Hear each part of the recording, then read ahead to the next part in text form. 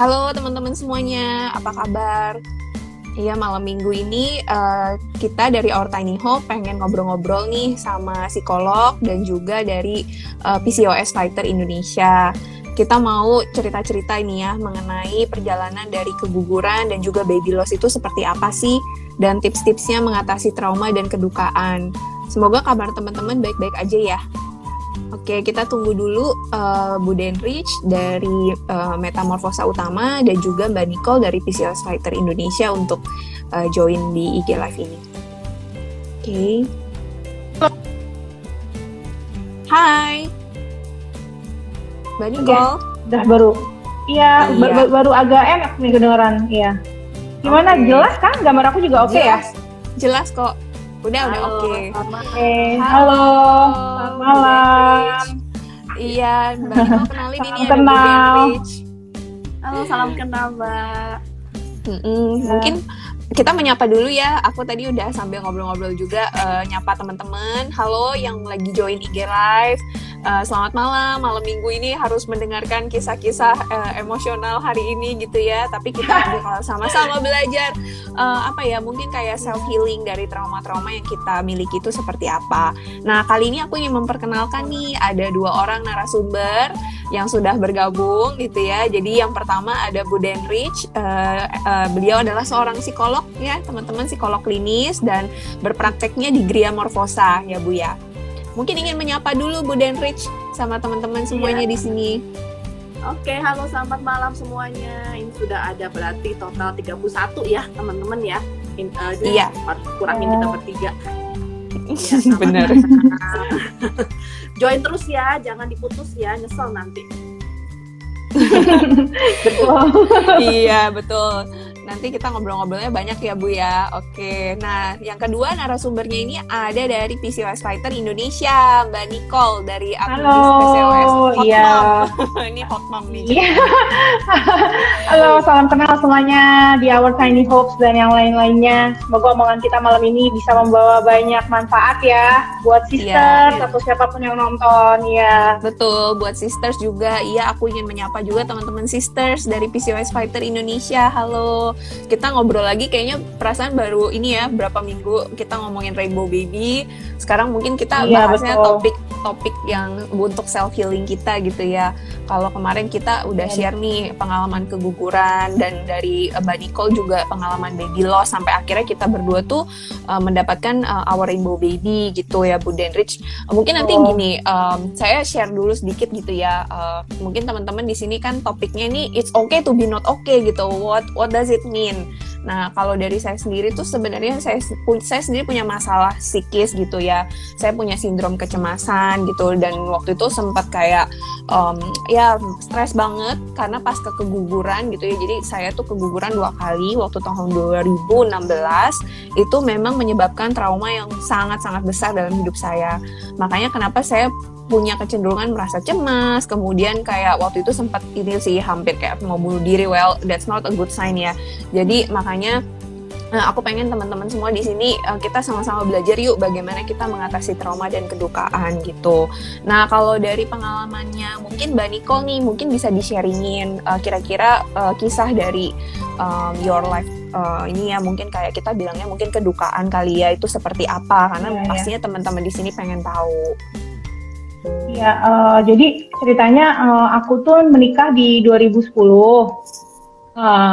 Terus beberapa tahun emang kita juga nggak jaga, dalam arti kita nggak ber-KB, tapi juga nggak dikasih hamil. Jadi di tahun 2014 itu aku mulai bingung ya, kok teman-teman aku di sekeliling semuanya udah pada isi, aku kok belum gitu. Sementara dari yang mulai awalnya nikah kita males, emang gak mau mikirin punya anak, sampai akhirnya itu jadi agenda gitu loh ya. Karena kan sekeliling kita semuanya udah pada hamil, jadi mau gak mau kita berpikir ke situ.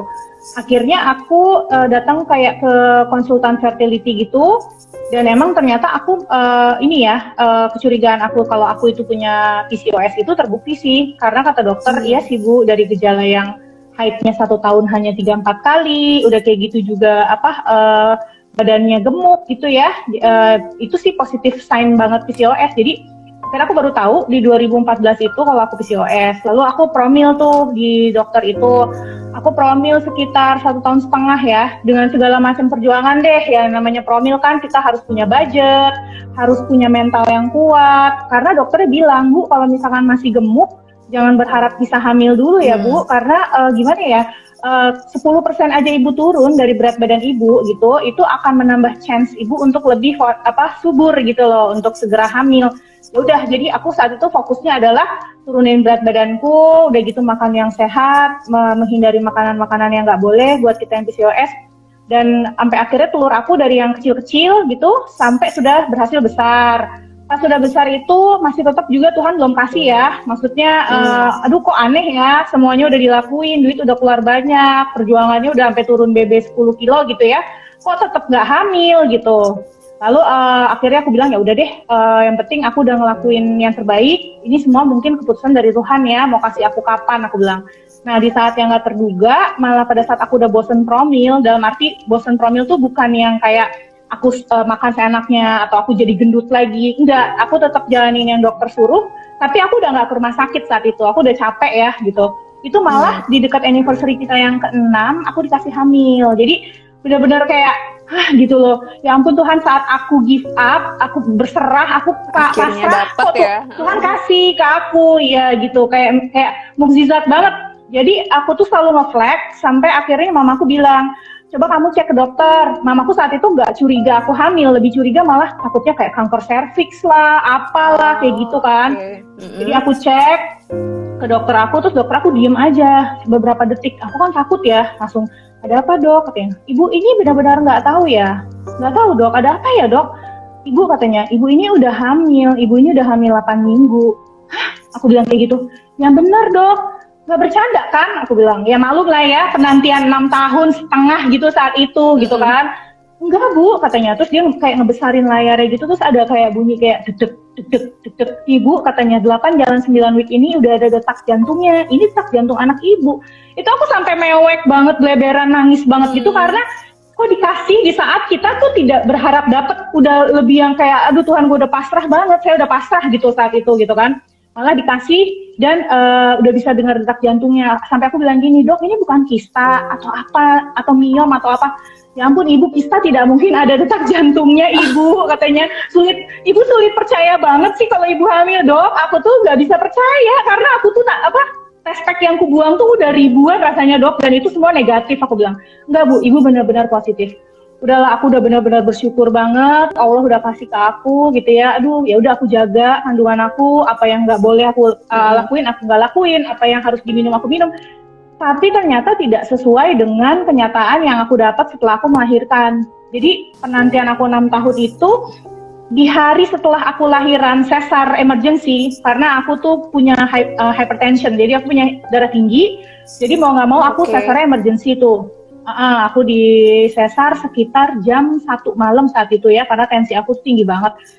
Terus dokter DSA-nya kan biasa udah ready ya di ruangan sesar. Terus pada saat aku keluarin anaknya sudah keluar, aku kayak kita tonton di film kan, itu momen yang mengharukan banget, anak ditaruh di kita gitu. Aku nggak dapat momen itu saat itu, nggak langsung dapat karena DSA-nya tuh langsung silence. Aku bilang ada apa ya?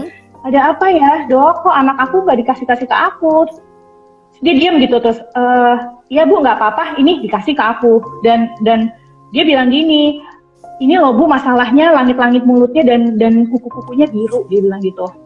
Terus maksudnya gimana dok? Aku bilang gitu, enggak sih, mungkin dia dingin ya udah kita masukin inkubator dulu atau apa gitu, ibu istirahat dulu, dia bilang. Sudah, lalu aku udah pisah sama anakku lagi di observe dulu. Besok paginya anak aku coba belajar minum ASI aku ke aku. 7:30 pagi, dokter yang semalam itu masuk ke ruangan aku lagi. Kan itu TV di ruangan aku kencang, dia langsung bilang, tolong matiin sus. Aduh ada apa nih ya, aku bilang gitu. Dia langsung kayak stetoskopin anak aku gitu, terus dia bilang gini, bu katanya, saya ada dengar murmur ya di jantung anak ibu katanya. Kayaknya anak ibu ini ada murmur nih. Ini saya suruh ibu untuk bawa dia pakai ambulans secepatnya untuk kontrol jantungnya ke suatu rumah sakit yang ada di Bogor yang emang punya fasilitas itu. Oke lah, aku bawa anak aku ke situ, dan ternyata emang ya gitulah ya. Ternyata hidup ini nggak selalu indah seperti yang kita pikirin. Penantian 6 tahun dapat anak sehat, ternyata di hari pertama aku jadi ibu, aku harus ngadepin kenyataan kalau anak aku tuh ada kelainan jantung bawaan gitu loh, Dok. Jadi kayak dan dia punya penyakit jantung yang dia punya ini yang super duper rare banget. Jadi sampai kata dokternya bagaikan satu tetes air di ocean, dia bilang saking rare-nya gitu loh, Bu, katanya. 1 berbanding berapa puluh ribu dari kelahiran. Dia itu PJB-nya jenisnya Hypoplastic Left Heart Syndrome, HLHS gitu ya. Dan itu belum ada survivor. Di Indonesia itu belum ada yang survive. Jadi kalau mau sehat harus dioperasi di Amerika atau di Jepang. Ya sudah, aku saat itu nggak ngerti apa-apa. Katanya yang terbaik adalah kita bawa ke suatu rumah sakit jantung di Jakarta. Aku bawa dia ke situ, aku urusin dia 1,5 bulan, lalu datang masa dia cukup berat badan untuk dioperasi. Lalu masuk ke ruang operasi, sebelum pisah kita sempat pelukan, sempat ciuman gitu ya. Dia ngeliatin aku dan walaupun dia 1,5 bulan itu dia udah bisa well communicate. Saat itu tuh dia udah bisa yang gitu ngomong. Aduh, kenapa nak? Mau ngomong apa sama mami? Aku bilang gitu. Dia bilang gitu. Ternyata ya itu dia saying goodbye ya. Karena abis aku lepas dia di pintu masuk ruang operasinya dengan baju Mickey Mouse-nya itu yang kayak kimono gitu. Saya bawa ya Bu, dedeknya ke ruangan operasi. Sus sebentar, Sus, aku bilang. Aku boleh nggak cium dia lagi 1 kali lagi gitu? Boleh Bu. Ya udah aku cium dia, aku peluk dia. Adik sehat ya, pulang ke Bogor nanti kita lihat rusa di kebun raya. Tapi yang penting adik sehat, aku bilang gitu. Dia kayak gitu. Oke, ya udah ya Sus, aku udah rela. Mudah-mudahan habis ini dia sehat. Ya semua orang tua berharap anaknya sehat setelah operasi. Lalu dia masuk ke dalam ruang operasi, ternyata yang dia gitu, terus aku cium-cium itu ya, kalau dia bisa ngomong, Mom, this is my last time on the earth gitu loh, aku tuh nggak mungkin bisa pulang lagi, aku bakal pulang ke Tuhan, aku nggak pulang ke Mama gitu. Ya udah, pas aku nganter dia, aku tunggu dia 8 jam operasi, dokternya bilang, Ibu ini critical hours, jadi Ibu nggak boleh tidur ya, Ibu tungguin kabar dari kita. Oke, aku tungguin dia. Itu ada 3-4 kali perburukan di malam itu, jadi jam 2 pagi aku ditelepon ICU, aku naik, katanya dia sempat hilang, terus dia balik lagi. Sampai beberapa kali, dan akhirnya saat subuh aku ditelepon, Bu, sebenarnya ini Dede udah gak kuat, katanya, jadi emang gak bisa, coba tolong Ibu ikhlasin ya, dia bilang gitu. Mungkin dia mau pergi, tapi Ibu masih belum bisa. Akhirnya aku bisikin ke kuping dia, aku bilang, Nak, Mami tuh berjuang dapetin Abang susah, tapi kalau misalkan memang Abang udah nggak kuat gitu, nggak apa-apa, Mami ikhlas Nak, Mami ikhlas, nggak apa-apa Nak, beneran nggak apa-apa, aku ciumin dia gitu ya.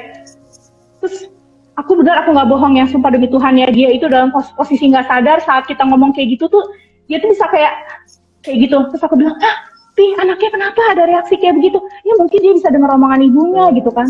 Udah, jadi abis aku ngomong kayak gitu, dia dicoba diresusitasi, nggak bisa. Aku bilang udah cukup Dok, udah nggak apa-apa. Ya udah aku udah ikhlas Dok. Akhirnya jam 8 pagi dia dinyatakan meninggal. Karena sebenarnya dia sudah tidak ada dari subuh, tapi memang karena alat aja yang bantu dia gitu.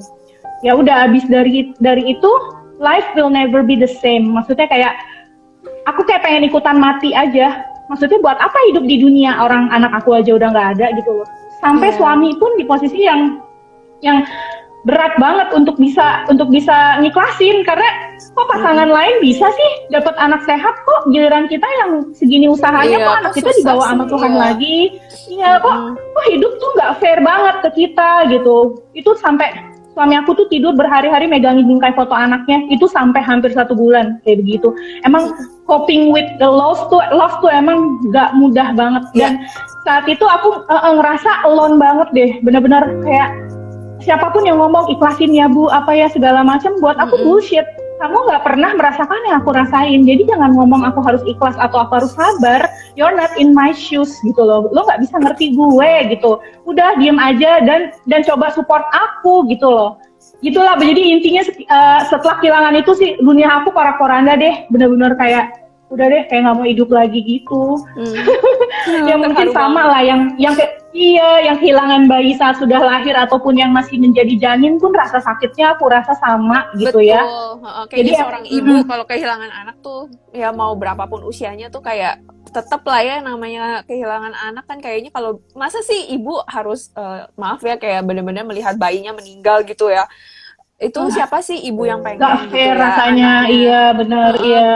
kayak yang baru jadi janin aja traumanya udah bukan main ya, apalagi aku nggak kebayang sih kalau udah kayak Mbak Nicole gitu yang bener-bener udah lahir Iya, bayinya ya you give him a iya. name gitu loh. Jadi aduh ya bener-bener ini banget ya traumanya parah banget. Dan Banget, waktu itu banget, gimana tuh banget. situasi psikis yang tadi misalnya kayak ya orang-orang tuh ikhlas aja tapi kan sebenarnya kan kita tuh mau teriak gitu kan, why life is not fair gitu ya, Iya, kenapa sih kok kayak betul. why Banget, kita gitu ya, why me, apa sih salah salah aku gitu. Awal-awal ada betul. nggak sih ngerasa kayak gitu, anger, Ada marah gitu sih ya? sempat denial kan, namanya Mm-mm. steps of grieving kan katanya ada 5, salah Mm-mm. satunya denial dulu ya, nggak terima gitu loh, Mm-mm. why me gitu kan, baru kan nanti baru bisa acceptance kan. Nah, untuk bisa dapat acceptance-nya itu juga nggak easy sih, maksudnya it takes time gitu loh, kayak even aku sudah hamil dengan adiknya aja, saat saat sore Mm-mm. menjelang maghrib gitu, kalau aku dengar azan gitu ya, aku suka inget kak abangnya. Itu anak aku udah sehat aja di pelukan aku, netes air mata tuh masih loh. Maksud kayak, ya ampun kalau aku punya dua-duanya, alangkah indahnya. Dia punya abang yang sehat dan dia juga sehat gitu loh. Mm-mm. Jadi buat seorang ibu kehilangan seorang anak itu nggak bisa tergantikan dengan anak yang lain, karena setiap anak itu punya pattern yang berbeda di hati orang tuanya. Jadi that missing piece will never be the same. Tetap aku masih merasa ada Mm-mm. ruang kosong di hati aku gitu loh. Yeah. Jadi kayak berat sih, tapi Berat memang banget. obatnya memang aku punya anak sehat. Di situ aku bisa merasa bangkit gitu, bisa merasa Mm-mm. oh akhirnya aku bisa Oke. hidup normal gitu loh. Mm-mm. Ya, Iya. gitu sih singkat Oke. cerita aku. Iya bener. Aduh, aku tuh udah berusaha nahan supaya nggak nangis. Iya, Mungkin, aku oke aku udah janji mungkin sama ke diri aku cerita nggak mau nangis ya. bener-bener kita kuat-kuatin dulu nih. Aduh. Oke, nah Iya. sekarang mungkin aku mau nanya sama Bu Denrich ya. Maksudnya Bu Denrich mungkin banyak klien gitu ya yang tentunya mengalami kisah yang sama gitu kan, keguguran atau kehilangan dari anak gitu. Nah, dari Bu Denrich sendiri sebagai seorang psikolog gitu ya Bu, ada nggak sih kayak sebenarnya kalau lagi masa akut kayak gitu ya, kita baru kehilangan dan lain sebagainya tuh sebenarnya kita harus ngapain gitu? Apa yang harus kita lakukan sih untuk setidaknya ya kita tahu lah ya kita nggak mungkin langsung dalam berapa hari gitu sembuh ya traumanya, tapi what should we do gitu to make ourselves better? Apa yang seenggaknya supaya kita nggak gila deh ya kan, kayak kita tuh kayak mau Betul, gila, iya, seenggaknya supaya kita tetap benar-benar bisa betul. berpikir jernih. Nah gimana tuh Bu Jernih, Denrich? betul, nggak ngelakuin hal-hal bodoh ya, gitu loh. Betul. Oke, ya sebenarnya sih yang paling bisa kita lakukan adalah yang ngikutin kata hati aja. Kita maunya gimana? Kalau dari ceritanya Mbak Nicole sendiri kan rasanya kan udah rasanya kayak aduh kok orang kok bisa ngomong ini, komentar ini itu, atau kita pengen rasanya ingin nangis aja gitu ya, atau kadang-kadang kita lagi nggak ngapa-ngapain kita juga nangis gitu. Ya sudah, ikutin aja. Mau nangis sepuasnya silahkan, mau sendirian juga silahkan.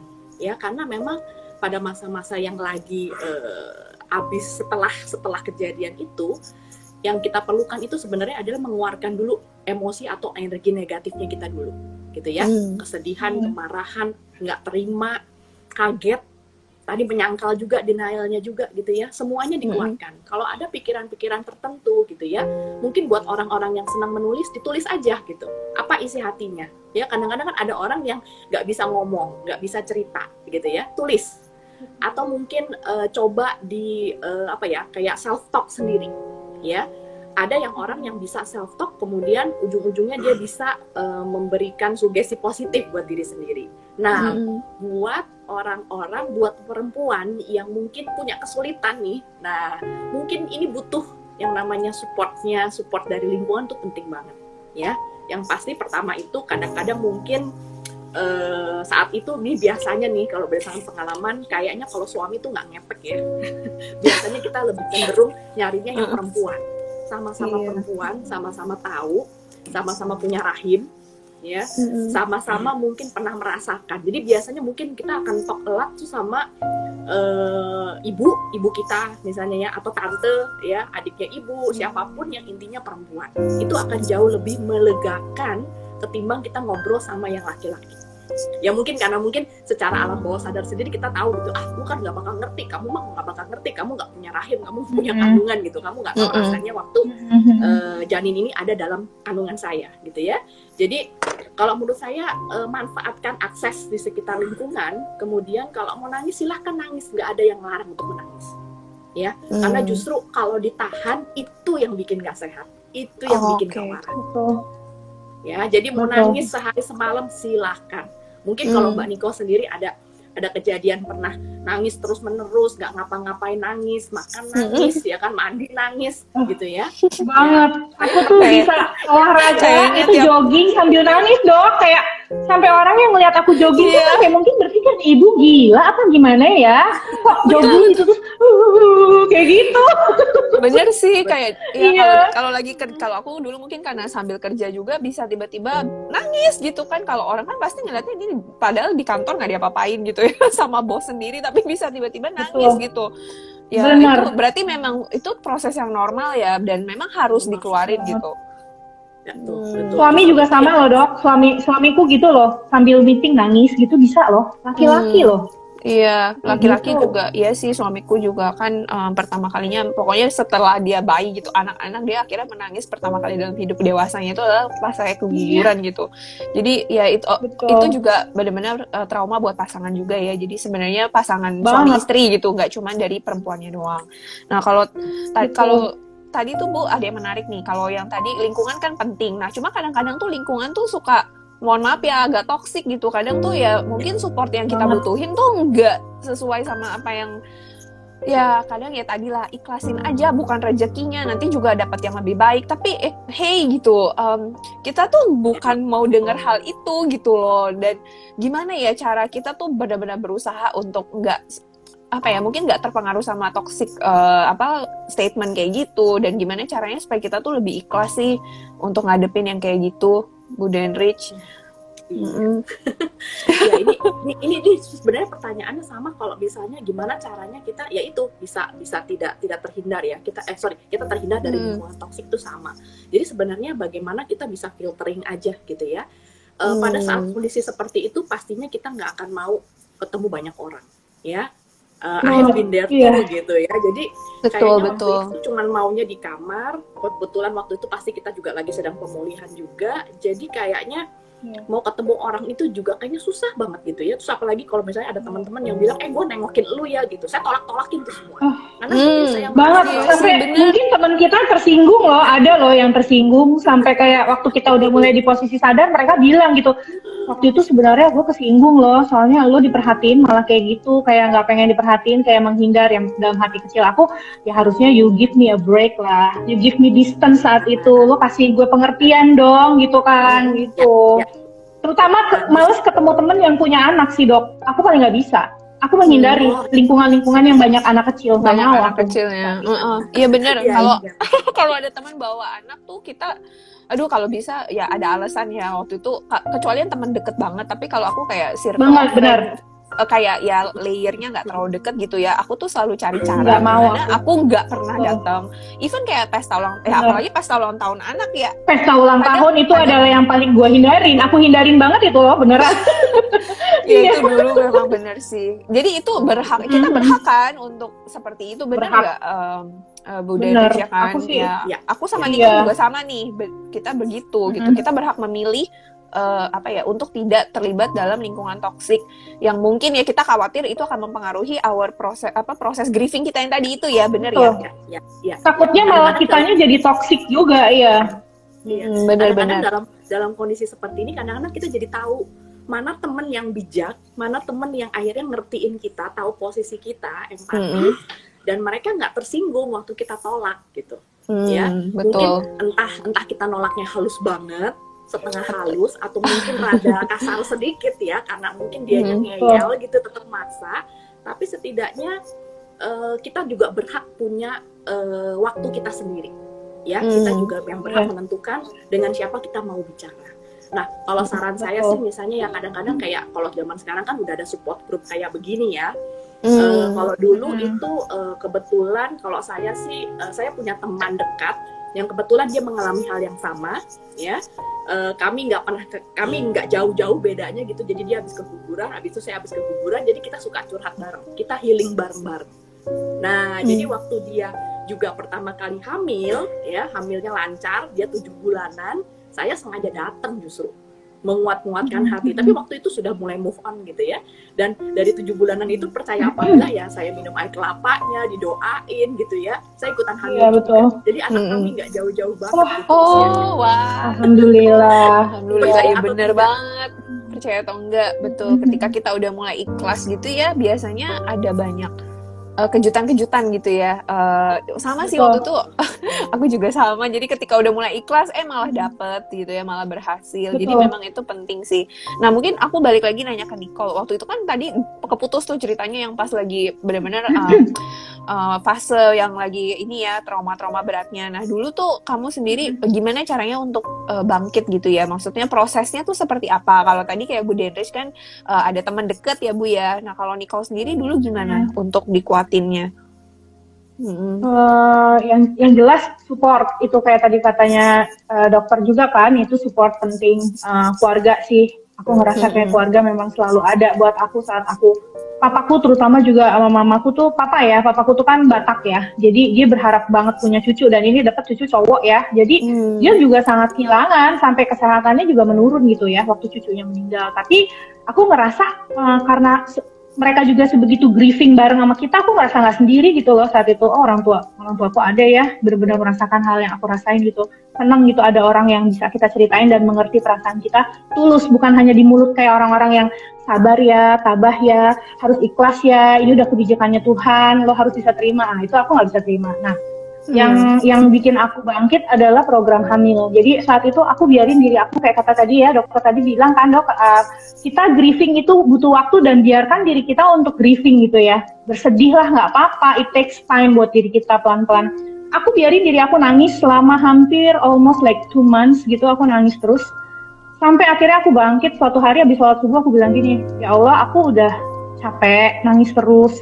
Kesannya aku tidak bisa mengikhlaskan anakku, padahal aku ikhlas. Hanya gimana ya, rasa rindu tuh nggak terbendung gitu loh. Jadi setiap habis sholat subuh tuh aku melihat langit keluar warnanya kayak merah jambu tuh, pinky sky tuh always remind me of my son gitu. Jadi aku mewek mulu. Udah sampai akhirnya aku bilang, udah capek deh kayak begini mulu. Apa ya yang kira-kira menguatkan gue selain mendekatkan diri sama Tuhan? Pastinya harus punya anak lagi nih yang sehat.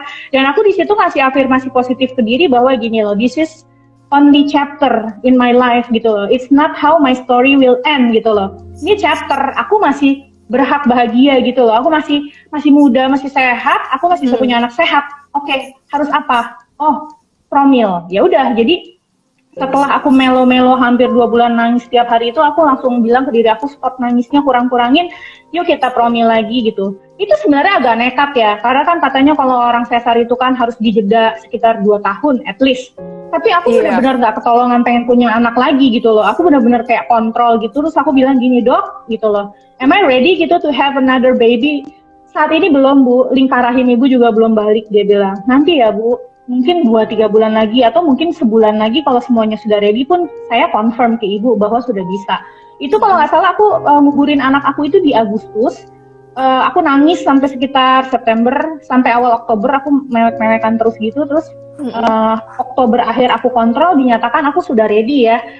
Oke Bu, udah dok, tapi saya jujur ya, abis kehilangan anak saya ini saya nggak punya budget banyak. Kemarin tuh urusan dia itu sangat menyita uang aku banget gitu ya. Secara mental dan secara financial kita nggak ready kalau untuk harus mengikuti gaya promil awalnya abangnya almarhum itu loh yang keluar uang banyak. Nggak apa-apa Bu, step by step aja. Nggak apa-apa, hidup sehat aja Bu, minum suplemen yang memang bisa kita jangkau harganya apa segala macam. Oke, aku lakuin itu, dan saat itu memang aku udah membaik sih. Setelah pasca nifas itu mens aku tuh sudah oke ya. Kalau di PCOS yang jarang mens ini kan, kalau mens itu sign bahwa hormonalnya sudah baik, sudah balance gitu. Saat itu aku udah balance gitu. Tapi dicek berapa bulan, September, Oktober itu telur aku masih kayak 0,6 gitu, kecil-kecil, jadi nggak siap dibuahi kan. Sampai akhirnya aku minum suatu suplemen, dan alhamdulillah karena memang pola hidupku sehat, itu kalau nggak salah aku minum itu di November ya, pertengahan. Desember akhir itu malam tahun baru kayak ada sign gitu. Jadi orang-orang pada makan bakar-bakar, aku nggak mau. Terus kata suami gini, kenapa kamu nggak mau? Itu ikan bakarnya enak banget.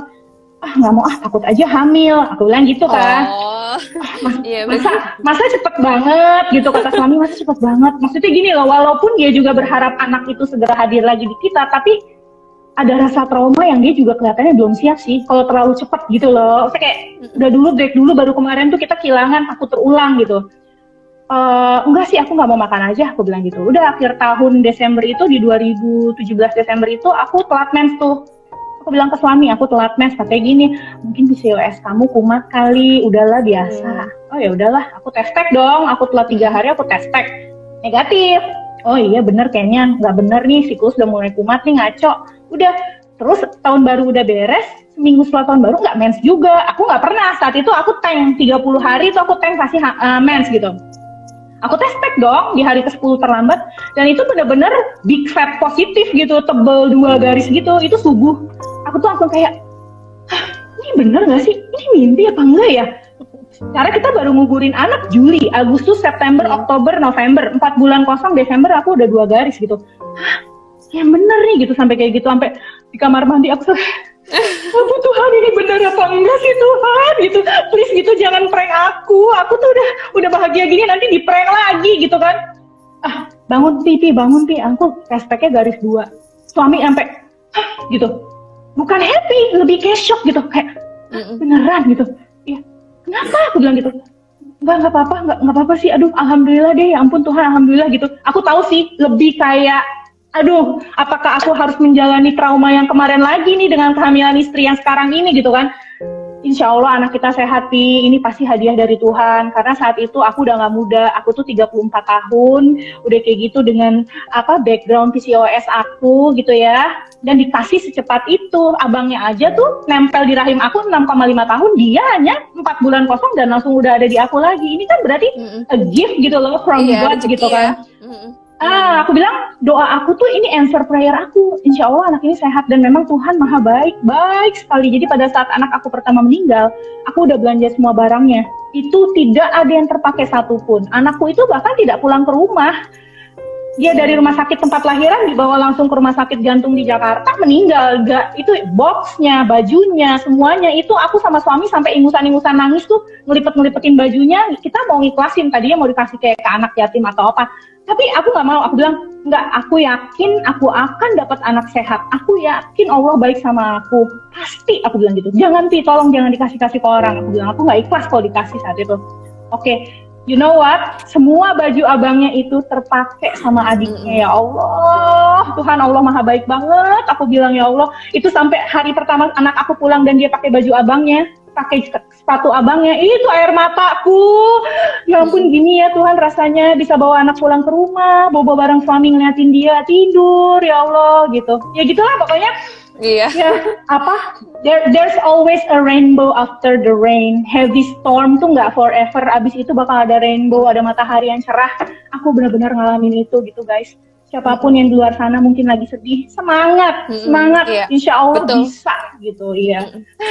Mungkin kita nggak bisa lihat pelangi itu sekarang ya, tapi kalau kita punya keyakinan gitu ya, sambil benar-benar ya tadi berikhtiar, berdoa gitu ya Mbak Nicole ya, kita pasti ya kita akan melihat hikmahnya lah di balik itu semua gitu ya. Dan tadi menarik banget tuh suami juga ikut kaget ya. Tapi pasti kan pasangan itu gini, mungkin aku pengen bawa dari sisi pasangan juga ya, karena kan tadi support keluarga tuh penting dan pasangan. Nah, suami itu sendiri perannya berarti kan begitu besar ya Mbak Nicole, bener nggak? Dalam mendukung semuanya ya. Jadi nah untuk para suami mungkin yang sedang menonton ya atau istrinya mungkin mengajak juga suaminya untuk itu tuh sebenarnya kita harus bareng-bareng gitu, bukan hanya masalah dari perempuannya, bukan hanya kedukaan atau trauma dari si perempuan, tapi juga perlu merangkul pasangannya. Bener nggak Bu Denrich? Ya nggak, dari pasangannya juga. Terus kalau bisa, nah mungkin dari sebagai pasangan gitu ya, mungkin kalau ada yang mendengarkan atau mungkin dari keluarga deh, mungkin kita perempuan, kita punya kakak atau adik gitu ya, atau mungkin saudara yang sedang mengalami masalah keguguran atau yang baby loss gitu ya, itu bagaimana sih tipsnya untuk membantu orang-orang seperti itu? Karena kan banyak banget komen-komen yang tadi suka ya mungkin maksudnya baik ya, tapi terus terang itu kan secara tidak langsung melukai perasaan orang yang sedang berduka. Nah, Banget. mungkin Iya. itu kayaknya perlu di sharing sebenarnya apa yang harus dilakukan, Bu, untuk tidak melukai.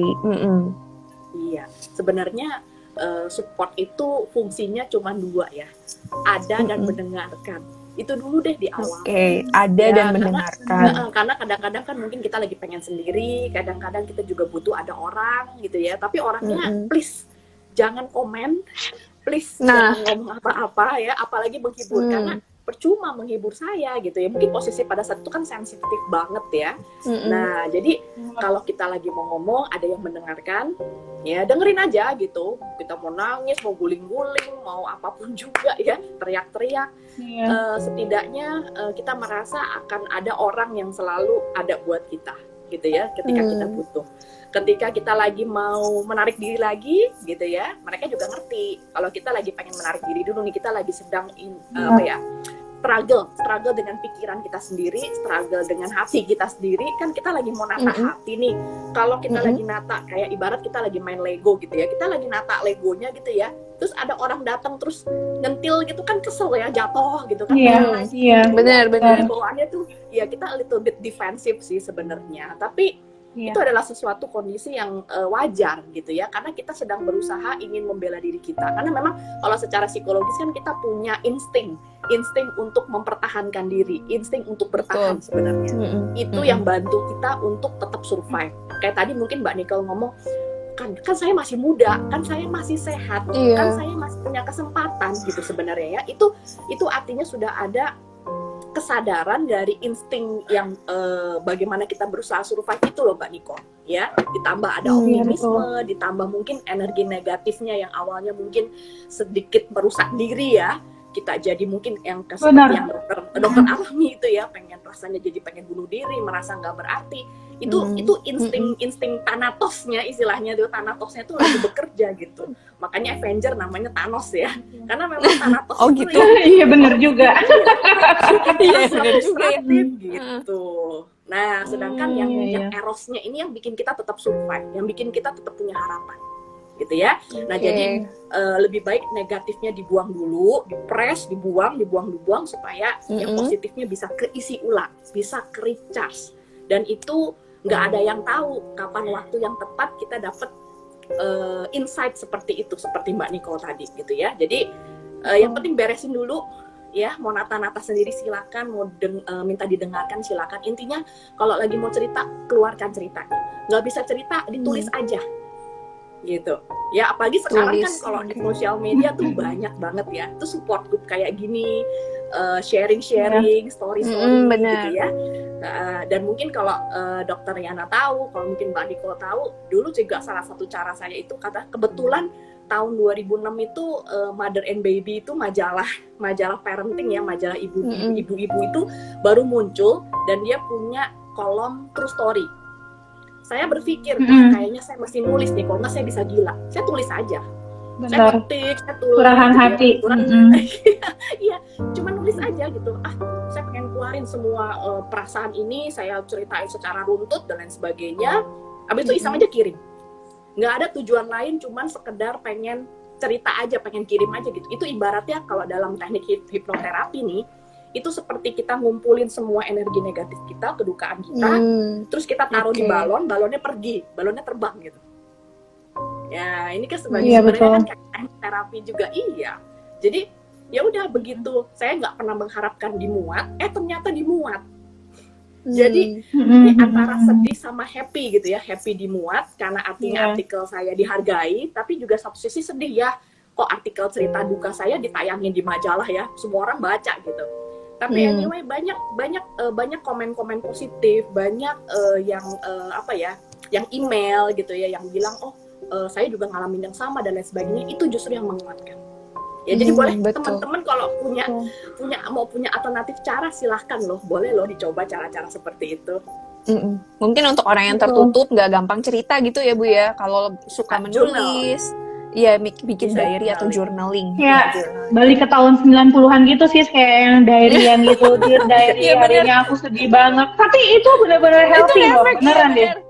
Actually, itu kayak metode buat kita bikin lebih lega gitu loh. Oh, gue bener, nulis bener, nih, bener, nggak harus bener didengar banget. orang, tapi hati ini udah tercurah gitu di tulisan. Bener sih, itu Iya bener-bener bener. terapeutik nggak sih? Iya. Betul, saya ngerjain itu sih Bu Denrich aja waktu pas ya mungkin Mbak Nicole juga ini ya saya belum cerita waktu pas kemarin. Jadi saya tuh copingnya itu dengan karena saya nggak bisa cerita, jadi saya nulis. Tapi ya waktu itu nggak sampai diterbitin majalah kayak Bu Denrich sih. Cuman at least ketika menulis saya bisa memproses perasaan saya. Oh saya tuh lagi gini, tarafnya tuh udah sampai masih belum acceptance, tapi sedikit demi sedikit ya itu tadi kayak bangun Lego gitu loh. Itu kayak udah lumayan perfect gitu ya. Jadi kita tuh kayak punya apa ya, seenggaknya we have apa ya, mungkin kayak aku tuh ngerasa kalau dengan aku nulis aku bisa ngumpulin semua yang aku pikirin tuh di situ gitu, supaya aku tuh tahu aku tuh udah fase mana nih, udah gila apa belum. Enggak sih sebenarnya, kayak Benar. ya masih into my sanity nggak sih gitu kan, masih bisa berproses. Nah itu penting banget. Nah jadi teman-teman kalau emang ada yang nggak, kayaknya waktu itu sempat ada yang nanya sih kalau dia orangnya tertutup gimana. Nah mungkin sarannya bener ya journaling, jadi nggak harus dipaksain diri untuk cerita sama orang lain gitu. Bagus sih tipsnya. Tapi setelah kita di fase yang normal, ngalamin nggak sih sis kayak aku pas baca, oh my god gitu, I was so dark gitu. Saat itu gue dark banget ya, tulisnya serem banget ya gitu loh, kayak bener no hope hidup di dunia ini. Betul. Apa artinya hidup, lebih baik aku mati, aku mau ikut mati aja masuk ke kuburan. Oh my god, pas baca serem banget gitu. Pernah di masa yang terpuruk itu hidup itu ternyata gitu loh.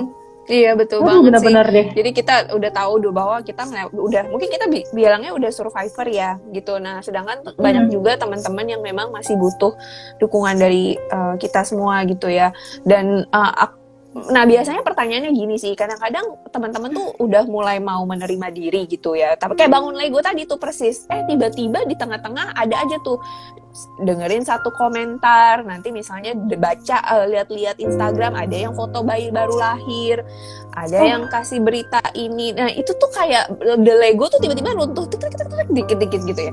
Nah itu tuh ada tipsnya nggak sih Bu Denrich? Atau sekedar ini loh dok, sekedar kayak komen orang yang gini loh, oh waktu itu anaknya sih nggak segera disesarin, apa pengen induksi 3 kali, pengen berusaha normal, makanya kena PJB. Bayangin loh, sejahat itu mulut orang. Anak aku udah meninggal aja, kita masih kayak gituin gitu, nggak ada apa ya, mereka tuh ofensif gitu loh, nggak ada empati gitu ngomong tuh, nggak ada filter gitu loh. Bener-bener deh, ampun. Bener-bener ini ya. Nah iya itu tuh mereka kadang-kadang teman-teman tuh ini sih bingungnya adalah udah pelan-pelan bikin bagus gitu ya, menerima, tapi ntar tiba-tiba jatuh bangun lagi. Is it normal? Atau itu tuh sebenarnya gimana sih caranya dari sisi psikologis Bu Denrich yang harus kita lakukan gitu loh? Membentengi diri tuh gimana enaknya? Iya, sebenarnya kan mungkin kalau kita udah mulai ada bangunan yang mulai tersusun kan sebenarnya kita sudah mulai mau bangkit tuh ya.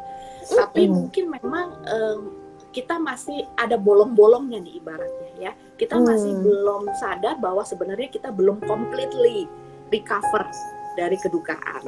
Nah, berarti the next step adalah kita mungkin nggak perlu sampai menutup diri ya, sampai misalnya nggak usah online dulu sementara, sosmednya ditutup ya. Tapi kalau memang kita merasa itu perlu, mendingan ditutup dulu media sosialnya ya. Kita nggak perlu lihat dulu media sosial, kita cukup fokus dengan apa yang sedang kita kerjakan sekarang, khususnya pemulihan psikologis kita dan juga fisik pastinya ya.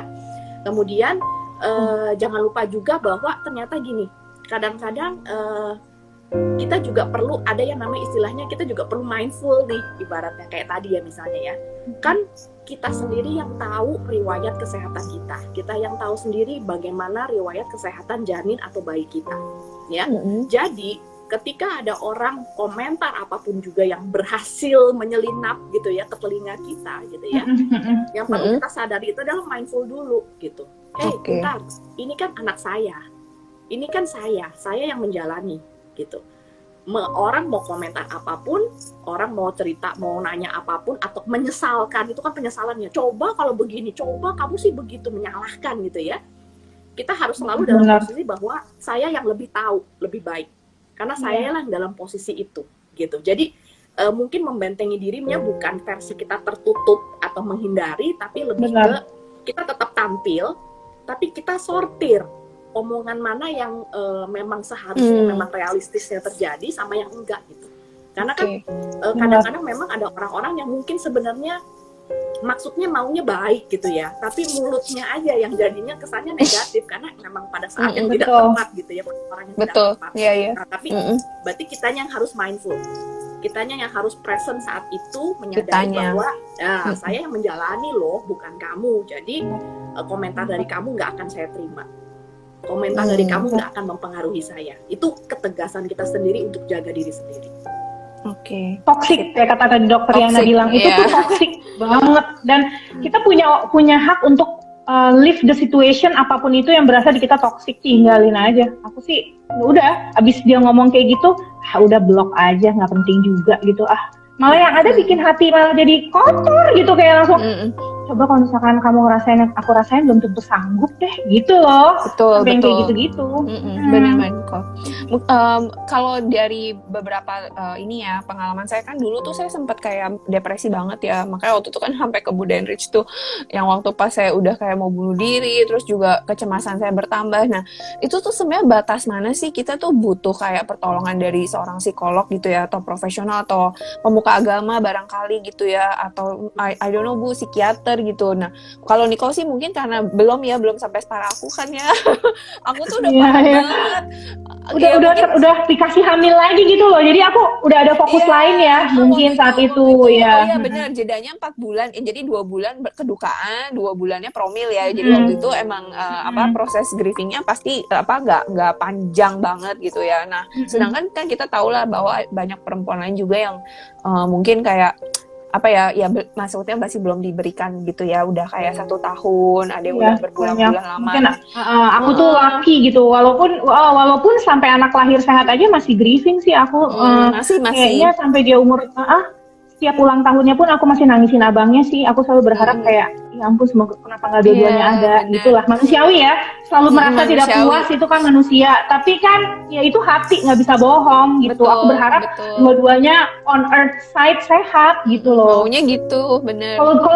Kalau grieving tuh aku baru sehat sekarang loh, beneran deh. Berasa sehat semenjak anak kayak umur 2 tahunan gitu loh. Sebelum-sebelumnya masih belum sehat banget, sempurna sehat gitu. Butuh waktu lah ya, butuh. Ya ujung-ujungnya waktu yang akan menjawab gitu ya. Nah, benar, time can heal, beneran. Betul, benar. Nah, balik lagi nih, kalau kayak teman-teman yang udah parah, saya pernah dapat pertanyaan juga kalau bisa udah sampai insomnia, ya terus nggak bisa tidur, terus kayak nggak ada gejala panik gitu loh, sesak napas, benar-benar itu kan sesuatu yang nggak sehat. Nah, itu sebenarnya apakah itu alarm sign gitu ya dari ilmu psikologis untuk kita tuh mendapatkan pertolongan gitu loh dari seorang yang profesional? Iya. Kalau dengar tadi ceritanya Mbak Nicole ya, sebenarnya jadi ada bedanya nih antara grieving dengan bereavement ya. Kalau grievingnya Mbak Nicole mungkin yang tadi yang 2 bulan itu ketika ada muncul insight saya masih sehat, saya masih bisa usaha dan lain sebagainya, itu sebenarnya sudah mulai putus tuh masanya, udah dari grieving pindah ke bereavement atau masa berkabungnya versi lebih long yang lebih panjang gitu. Jadi sesekali ingat gitu kan sama seperti kalau kita dengan keluarga gitu kan ya. Ada masa-masa di mana kita nangis terus, tapi ada masa-masa di mana kita lebih light tapi kita masih suka nginget, I wish tuh ya coba aja begini. Aduh semoga kalau dua-duanya kan kita lebih bahagia lagi, ada si abang dan lain sebagainya. Nah, itu masa-masa bereavement sebenarnya. Nah, sekarang sebenarnya kalau masa grievingnya sendiri sebenarnya normal itu masanya dari 3 sampai 6 bulan. Jadi sebenarnya Mbak Nicole ini termasuk cepat banget ya, singkat ya 2 bulan. Kalau menurut saya mungkin karena supportnya bagus ya, karena support grupnya bagus. Mungkin juga mereka cukup ngerti juga, tahu bagaimana merespon Mbak Nicole dengan tepat gitu ya. Jadi masanya lebih cepat gitu ya, dan mungkin juga Mbak Nicole ini juga fighter kali ya. Jadi kayaknya 2 bulan langsung bisa ngomong, dapat pencerahan jegreng gitu ya, atau mungkin dibantu doa. Kalau kita kan orang Indonesia percaya dengan hal-hal yang sifatnya lebih dekat, mendekatkan diri pada Tuhan, healing secara spiritual itu juga sangat membantu. Jadi kita ikutin aja kata hati kita mau berdoa kek, kita mau coba untuk puasa kek gitu ya, membersihkan diri dulu dan lain sebagainya, itu silahkan intinya gitu ya. Tapi ya itu, kalau udah dari masa 3-6 bulan ini saya masih belum beres juga, artinya perilakunya masih negatif ya. Kemudian mungkin banyak hal-hal yang disonan alias nggak selaras. Misalnya mikirnya apa, ngomongnya apa, perilakunya apa. Nah itu artinya udah mulai sign juga alarm ya. Kemudian muncul juga tadi perilaku-perilaku yang self-destructive kayak tadi ya. Ada yang mungkin memilih untuk saya mendingan gak usah makan aja sekalian gitu biar mati sekalian biar gak usah hamil mati lagi. aja mau mati, iya benar. Ya, atau misalnya buat ngapain saya juga hidup, saya malu nih sama keluarga besar misalnya gitu, udah sampai bertahun-tahun setelah keguguran pun saya masih belum punya anak. Nah ini artinya dampak dari masa grievingnya itu jadi berkepanjangan yang tadi. Jadi bukannya masuk ke masa bereavement, tapi grievingnya semakin mendalam dan ujung-ujungnya jadi menjurus ke arah-arah yang tadi lebih ke perilaku self-destructive ya. Iya. Jadi udah lebih ke kena mentalnya gitu ya. Lari ke depression gitu. Nah itu udah mulai harus diwaspadai gitu ya. Kalau insomnia mungkin salah satu gejala dari depresi, tapi bisa juga gejala dari kecemasan juga yang berlebih. Itu juga bisa, nggak bisa tidur kan, pikirannya banyak banget gitu ya. Tapi kita juga nggak ngerti gitu, mau nyelesainnya gimana, nggak bisa juga. Mau coba dimeremin juga pikirannya silang-silang, terbang-terbang mulu gitu ya. Jadi, benar. nah ini mungkin ada satu sign yang mungkin juga menggambarkan jangan-jangan kita begini. Nah, jadi kalau udah, dan itu kalau sudah mengganggu produktivitas kita sehari-hari, kita udah nggak bisa kerja maksimal, udah banyak orang komplain sama kita, udah banyak juga hal-hal yang kita biasanya kita suka, tapi kita udah nggak mau ngerjain, kita mundur dari semuanya, itu udah mulai sign-sign. Lebih baik buru-buru langsung konsultasi, betul. Kalau enggak nanti kayak nggak ada passion di hidup lagi ya, nggak mau ngapa-ngapain gitu ya dok ya, maunya sedih aja gitu. Iya benar. Oke. Wah itu menarik banget ya. Ya jadi mungkin untuk teman-teman yang lagi mendengarkan ya, kita bercermin dulu sama diri sendiri tuh kalau udah mulai self-destructive gitu ya, itu sebaiknya segera cari pertolongan dari yang profesional. Pokoknya intinya cari pertolongan lah, karena kita udah nggak sanggup lagi untuk mungkin memanage perasaan kita sendiri gitu. Oke, nah mungkin balik lagi nih ke Nicole, kan kita kan dua-duanya berbasis komunitas nih ya, walaupun memang kan kalau PCOS kan pasti edukasi tentang PCOS, tapi kan itu PCOS juga pasang surut ya emosinya, bener nggak? Kadang tuh sedih. Aku juga sebenarnya baru sembuh dari anxiety attack juga, jadi kemarin itu sempat biasalah kalau aku lebih kayak paranoidnya kalau dengar orang sakit gitu loh, kayak misalkan cancer atau apa gitu, dan aku juga kan punya hipertensi, jadi tensi kalau ngedengar orang yang hipertensi terus sakit ini gitu, aku takut sampai akhirnya tensi aku tembus 193/115. Itu sampai ke IGD, terus sampai ketemu internis, sampai aku tuh bahkan dikasih penenang gitu sama dokter. Jadi kayak, Bu ini kita EKG ya Bu, saya takutnya mengarah stroke gitu. Masa sih dok, kok aku nggak berasa apa-apa? Nggak apa-apa, kita dicek segala macam, alhamdulillah baik. Sampai fungsi ginjal segala macam semua dicek oke, baik gitu ya, urin, darah segala macam. Jadi memang murni pada saat aku terserang anxiety attack itu badan aku kayak langsung stres. Jadi tensi aku tuh naik. Padahal aku lagi nggak makan jorok, aku juga nggak aneh-aneh lah ya gitu. Tapi itu tensi bener-bener. Nah di situ aku tahu banget kalau pikiran ini bisa kemana-mana, pikiran ini bisa destruktif banget ke kesehatan kita gitu loh. Jadi bukan masalah cuman gue punya penyakit mental nih, gue gila, nggak cuman itu, nggak berhenti di situ, bahkan destruktif ke tensiku kemana-mana gitu loh. Nah terbukti itu memang penyakit dari pikiran, abis dikasih penenang. Hanya 2 butir, kan dikasih 6, aku cuma minum 2, itu aku udah calm down, langsung drop ke 110, 115 gitu. Berarti benar, itu jahat. PCOS itu kalau tidak terkontrol jatuhnya mental juga sih, kayak anxiety, depresi, kayak gitu-gitu. Itu real aku alamin gitu. Betul. Insom, bertahun-tahun aku tuh insom, tidur tuh abis azan subuh. Jadi kalau misalkan udah kayak gitu, obatnya tuh olahraga, makan sehat, tidurnya jadi berkualitas, di situ aku nggak anxiety. Aku sejak serangan kemarin attack itu parah itu udah mulai hidup sehat, sampai sekarang udah tensi aku bagus. Jadi emang balancing antara body and mind tuh itu penting banget. Dan pastinya peran komunitas juga penting gak sih? Maksudnya karena sesama ngerasain gitu ya. Jadi kayak berasa ada teman senasib, sepenanggungan, terus dapat support dan dukungan. Bener gak? Komunitas tuh ngebantu seperti itu.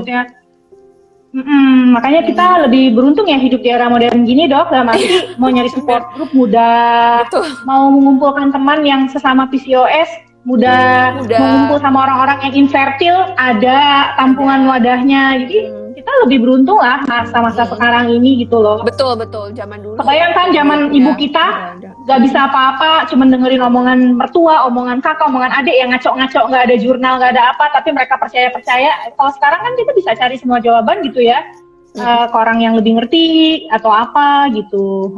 Betul. Iya benar, peran komunitas penting banget gitu ya, baik apapun itu. Dan ya era digital kayak gini tuh emang harus dimanfaatkan nih untuk hal-hal yang positif ya, benar ya.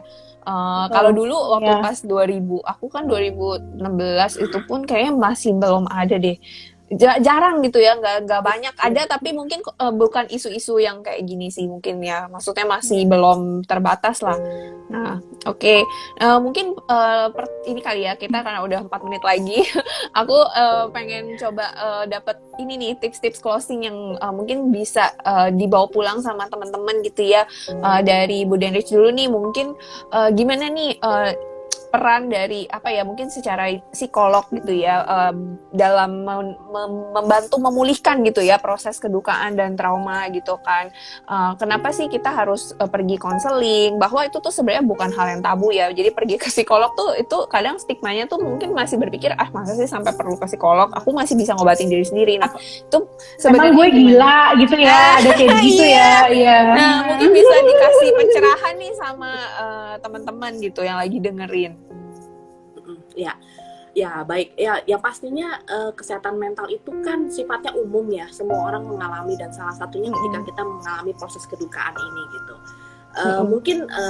Mungkin kesannya seperti kayak percuma gitu ya, tapi sebenarnya ketika kita konsultasi, satu, kita mendapatkan informasi yang lebih benar, kemudian kita juga mungkin didengarkan oleh orang yang lebih tepat, lebih netral gitu ya. Jadi sepertinya mungkin kita juga perlu tahu bahwa di luar sana kita tuh nggak sendirian gitu ya, apalagi kalau dalam komunitas seperti ini kan kita pasti sharing juga, kamu pernah ke psikolog yang mana, segala macam, kamu pernah ke psikolog nggak. Jadi segala sesuatu yang awalnya dulu dibuat negatif kan tadi ujung-ujungnya ternyata itu bisa membantu ya. Betul. Jadi selalu mengingatkan diri sendiri bahwa selalu kamu tidak sendirian ya. Tidak dan sendirian. Yang kedua, jangan pernah malu untuk minta bantuan. Kalau kamu bisa atasi sendiri silahkan, tapi kalau nggak bisa minta bantuan gitu. Itu yang paling penting. Iya sip. Thank you Bu Denrich. Iya. Aduh kita cuma punya waktu 1 menit lagi sebelum diputus sama Instagram. Mungkin dari Mbak Nicole deh, last time gitu ya, 30 detik dari sisi positifnya. Aku suka banget deh ngobrol sama Mbak Nicole. What positive message deh buat teman-teman. Siapapun di sana yang mungkin lagi benar-benar jatuh banget ya karena posisinya kehilangan buah hati ataupun keguguran, percaya aja deh bahwa selama kita dikasih kesehatan sama Tuhan, dalam arti kalau perempuan itu masih haid gitu ya, masih mens gitu, bisa kok. Sabar aja, berusaha, do your best, hidup sehat, tidur yang benar, bergaulah dengan orang-orang yang ngasih feedback positif gitu loh, good vibes gitu, dan fighting untuk apa yang kita pengenin gitu loh, fighting gitu. Selain fighting di dunia juga banyak berdoa juga sih. Aku juga yakin di balik semua yang aku lakuin ada kekuatan yang lebih besar, Allah, Tuhan gitu loh. Minta sama yang punya segala-galanya gitu. Jangan pernah berpikir hanya usaha tapi nggak mau minta, nggak bisa. Kita punya Tuhan, kita minta. Dan selalu stay positif. Iya. Makasih banyak ya dokter. Makasih banyak udah didengar. Ya. Thank you so much untuk sharingnya. Ya, the last 5 second. Oke, bye bye semuanya. Thank you. Happy weekend. Bye. Thank you semua.